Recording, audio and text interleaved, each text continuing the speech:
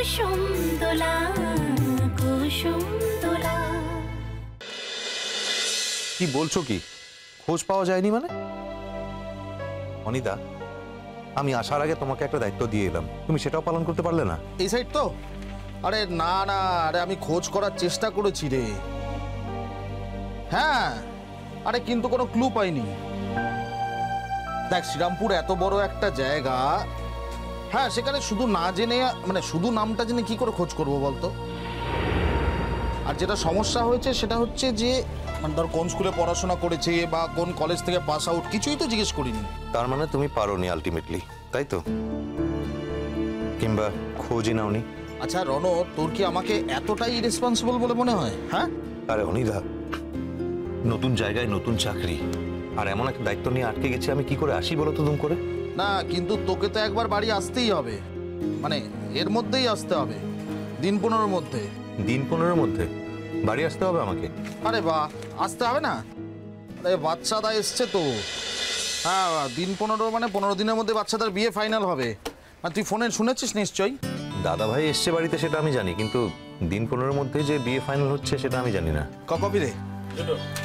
আরে বড় মাসিমণি তো ঠিক করে ফেলেছে যে বাচ্চাদাকে বিয়ে না দিয়ে আর চাকরিতেই পাঠাবে না।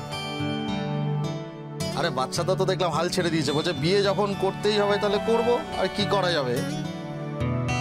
আরে কোথাটা মেয়ে দেখতে যাওয়ারও কথা, বড় মাসিমণি আগে থেকেই কথাবার্তা বলে রেখেছে মেয়ের বাড়ির সঙ্গে। কোথায় কি জানি, আমার ডিটেলে সব শোনাও হয়নি। আমার আবার এদিকে একটু ঝঞ্ঝাট চলছে, বুঝতে পারলি?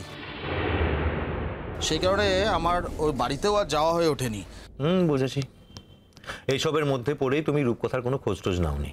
রণ, আমি জানি তুই রূপকথাকে পছন্দ করিস, মানে শুধু পছন্দ করিস না, তুই রূপকথাকে ভালোবাসিস, এবং তুই কতটা সিরিয়াস সেটা আমি জানি।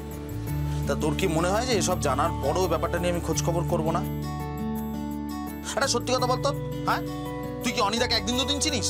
হ্যাঁ, কিন্তু খোঁজ করে তো কোনো লাভ হলো না। না, কি ভাবছে বলো তো মেয়েটা আমাকে? আমি আসার সময় ওকে বলেছিলাম যে আমি কলকাতা ফিরে ওকে ফোন করব। ও নিশ্চয় আমার ফোনের আশায় বসে আছে, অথচ আমি। সব আমার জন্য রে, সব আমার জন্য। আমার এত খারাপ লাগছে, আমার জন্য তোর মোবাইল ফোনটা মিসিং হয়ে গেল। দেখো, কার জন্য হারালো সেটা বড় ব্যাপার নয় অনিতা, ফোনটা আমার কাছ থেকে হারাতে পারতো।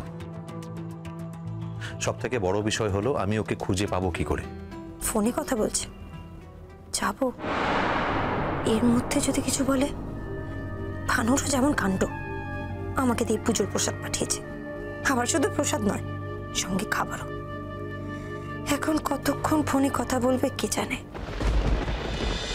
আরে শোন না, বাচ্চাদার বিয়ে হলে তোকে তো আসতেই হবে 2-3 দিনের জন্য।